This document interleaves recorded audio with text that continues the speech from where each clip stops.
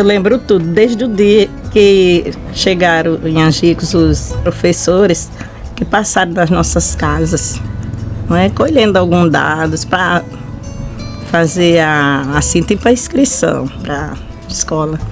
Não, eles só falavam que ia ter essa aula, né? Ia vir essa pessoa, mas não dizia quem era, né?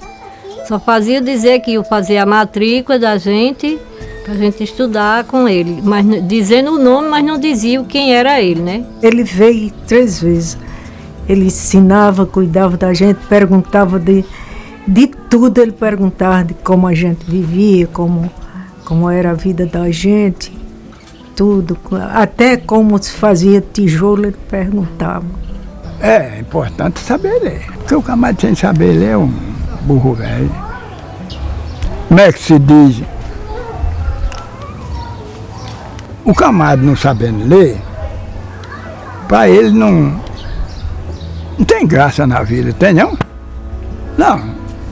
Quando a realidade faz sentido, ela se traduz e se materializa na escrita de quem passa a entender e compreender o mundo onde vive.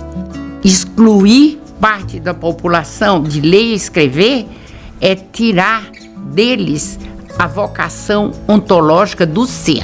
Portanto, quem não sabe ler e escrever está excluído do processo que é essencialmente humano e que o possibilita não só de ter o saber construído, mas de construir novos saberes e de ter participação política. Paulo Freire, educador pernambucano. Um homem que gostava das relações, das amizades, da conversa fraterna e amena. Um inconformado com a exclusão e com o silêncio de brasileiros que não sabiam ler nem escrever. Eu sou um intelectual que não tem medo de ser amoroso. Eu amo as gentes e amo o mundo. E é porque amo as pessoas e amo o mundo que eu brigo para que a justiça social se implante antes da caridade. Paulo Freire é quase um gerúndio, né, como pessoa. Ele é um sendo, né? Quem sendo Paulo Freire? Porque Paulo Freire, como tem uma obra que é significativa, tem toda uma história que é marcada e remarcada e reinventada, tem toda uma produção ética, estética e ao mesmo tempo filosófica que nos inspira, ele não foi, né? E ele não é. Desse ponto de vista, é muito mais um sendo. Quem sendo Paulo Freire? Uma pessoa especial que, vindo da área do direito, se interessou mais por justiça do que por direito. O que é importante? Paulo Freire concebeu algo que, primeiro, é educação para a liberdade, não era ensinar as coisas da acomodação. A população analfabeta estava numa cultura do silêncio, numa cultura da acomodação. Paulo Freire, um apaixonado pelo conhecimento e pelo ser humano, percebeu e desenvolveu um método simples, uma forma de relacionar o aprendizado da escrita com a leitura do mundo. Ele chama a sua empregada doméstica, Maria, e faz o primeiro exercício com ela. Escreveu menino e vai mostrando, Maria, o que é isso? Ela diz, não sei. Então ele desenha, ela diz, não, é um menino. E então ele vai dialogando com ela e depois ela diz, isso me dói muito a cabeça, eu não aguento mais, doutor Paulo. Ele disse, não dói porque você nunca fez esse exercício, do mesmo jeito que vai me doer se eu for cozinhar, vai me doer as costas. É assim. Mas vamos, se você topa tentar mais um pouco, ela disse, mais um pouco. Então ele separa os pedaços, as sílabas, os pedaços, menino, e quando ele diz, o que é isso? Ela disse, o senhor separou isso que era junto, o senhor separou. E aí quando ele vai tirando uma sílaba e outra, ela vai percebendo, não, agora isso aqui é no, né? Então, Paulo chegou aonde eu queria. É esse o caminho que eu vou seguir. Então, criou o método a partir dessas experiências tiradas do cotidiano, do mais simples. O que me encanta no método é o desafio de politizar as pessoas, né? De libertar as pessoas de amarras, de manipulação, não é? Freire buscou isso, o diferencial dele. Eu tinha vontade de aprender a ler, porque eu vi o povo ler e eu não sabia. Nem meu nome não sabia como era que escrevia. Aí Paulo Freire dizia, se você assinar o seu nome, já é muita coisa que você assina seu título. Você já é cidadão brasileiro, porque você assina seu título. Há 50 anos, o desafio foi lançado, aceito e conquistado. Numa cidade no interior do Nordeste, no Rio Grande do Norte, a 176 quilômetros da capital, Natal. Em Angicos, uma pequena cidade no sertão do Rio Grande do Norte, à beira da antiga estrada de ferro, começaram uma revolução. Sua primeira fase durou apenas 40 horas. O alvorecer de autêntica reforma de base que está repercutindo em todo o Brasil e que possivelmente logo envolverá o país inteiro.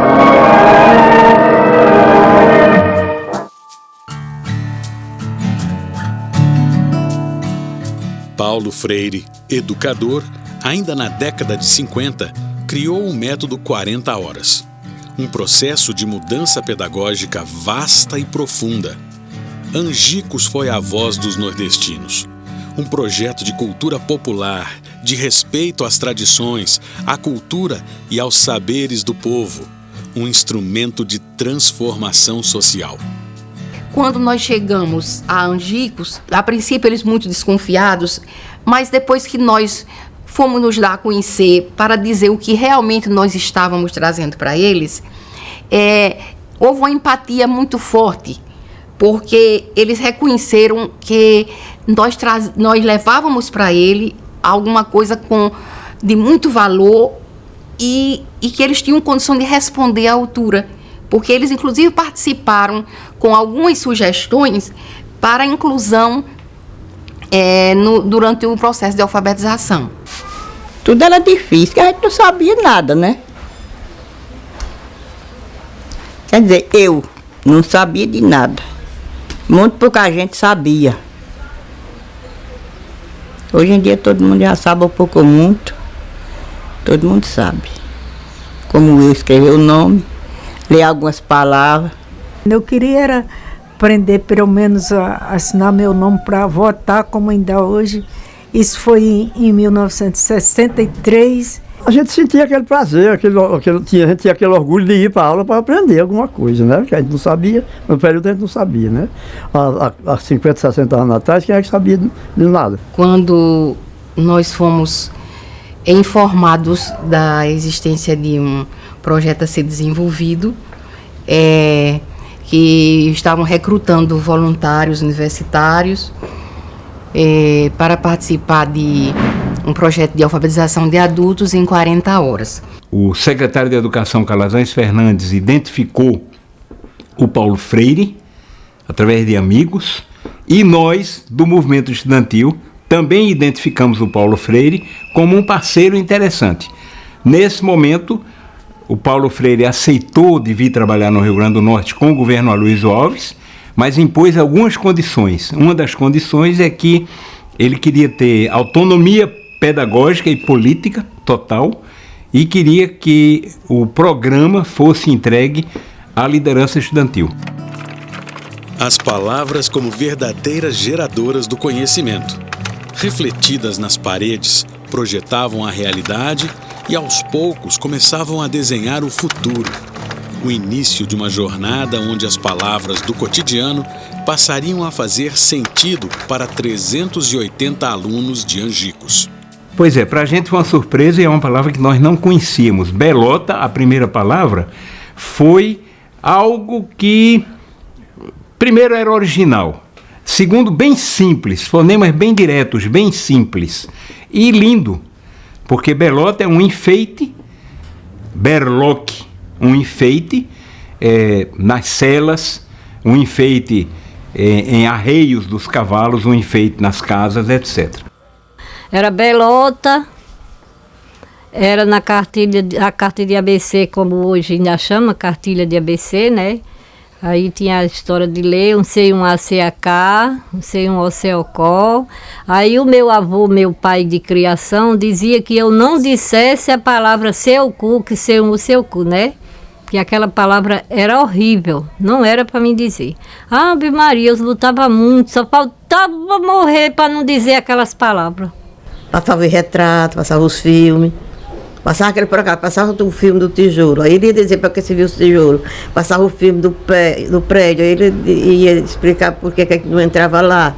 Em Angicos, né, foi um momento político fundamental, um momento de criar, né, de ter uma visão diferente da educação, de realmente buscar não parte de cartilha, que até então, né, a cartilha, o manual era muito presente no processo de alfabetização. Pessoas que falam que não, eu fui alfabetizado usando a cartilha, não sei dos quantos. O método que nós desenvolvemos a partir, inspirado, digamos assim, nas ideias Paulo Freire, nós considerávamos o universo vocabular do aluno, ou seja, o local onde eles viviam, mas nós considerávamos todas as outras questões que diz respeito a qualquer método no sentido de alfabetizar. E para nós, o entendimento da filosofia freiriana, que orienta a prática do educador, fincada nessa leitura de mundo, na compreensão que o aluno tem, que o educando tem, da vida dele, da realidade social, para que ele releia essa realidade e ele se aproprie de novas leituras e novas compreensões. Para isso a gente selecionou mais ou menos 13 a 16 palavras geradoras, que progressivamente tem os fonemas que nos permitem de aprender a ler e escrever toda a língua brasileira. E a pedagogia freiriana, ela tem um fundamento na leitura da realidade. Então, acho que o mais forte é isso. E a dialogicidade, não é o diálogo entre o que sabe e o que não sabe, mas a relação dialógica de Paulo Freire, acho que está muito forte. E a prática educativa, que vai partir da reflexão da ação para se transformar em uma nova ação. O alinhamento das sílabas começou a gerar os primeiros vocábulos, e ao final da 4ª hora, as palavras já estavam replicadas no caderno. Quando eu aprendi, a primeira vez que eu escrevi meu nome, 2 palavras que eu gostei de escrever logo no início foi o meu nome, do meu pai e de minha mãe. Quando eu cheguei e mostrei a ela, ficou emocionada.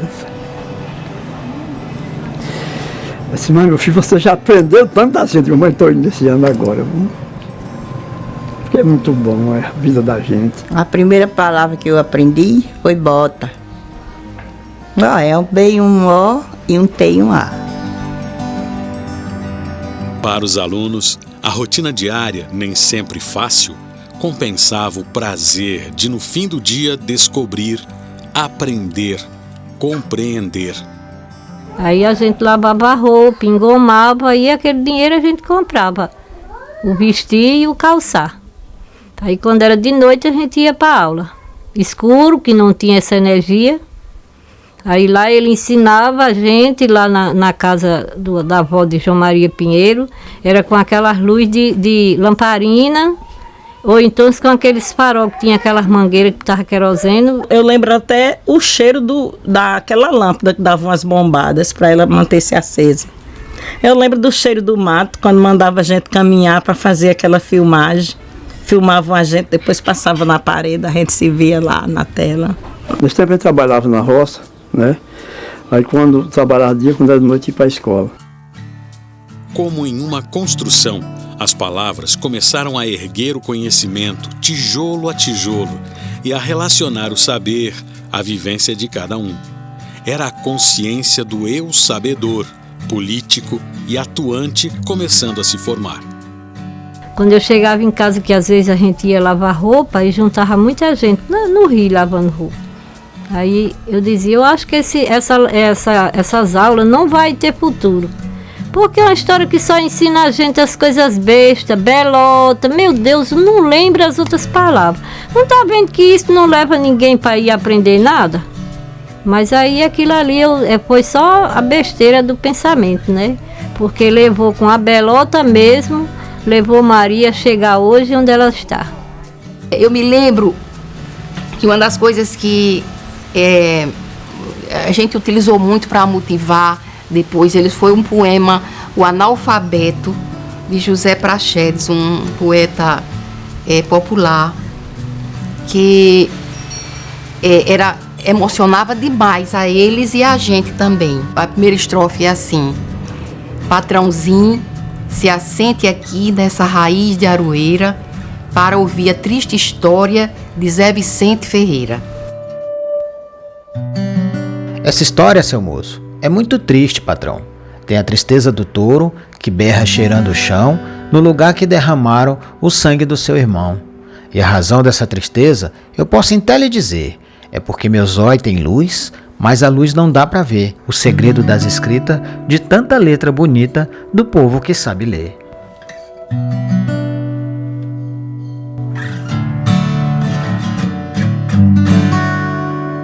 Não é dar aula sobre povo, democracia, mas arrancar deles o que eles pensam. Quem vende o voto é a massa. Povo vota com consciência. Através da educação, dessa educação política, ele queria imprimir isso nas pessoas, de que as pessoas participassem mais da vida na sociedade, né? O presidente da República, João Goulart, com a presença de vários governadores do Nordeste, participou do encerramento das 40 horas. A aluna mais idosa, Maria Hermínia, entregou cartas escritas pelos participantes do curso ao presidente. Assim se formava a primeira turma de Angicos. A aluna mais nova foi presenteada pelo próprio presidente Goulart. Aí meu pai me levou lá na frente. Aí ele tirou uma caneta do bolso. Aí disse, lê aqui apontando, e me deu um jornal para eu ler.